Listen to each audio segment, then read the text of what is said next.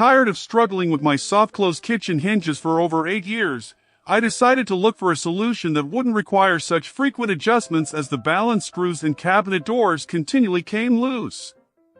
The kitchen cabinet's doors bumped into each other, giving it a bad appearance and poor functionality. Since I have a bookcase with similar doors, but it uses patch hinges and has never given me any problems, I considered the task of trying to replace the hinges on the kitchen doors with patch hinges 10 times cheaper and much less problematic. After shopping for the appropriate color of the visible portion of the patch hinges, I was able to replace all of the cabinet kitchen hinges. The results were very good. I just needed a pair of Phillips screwdrivers and the proper size screws to avoid damaging the wood. For clarity, I had to retouch the shots for the video, avoiding fisheye effects and some reflections on shiny surfaces. I hope this video is useful to you. Please subscribe to my channel.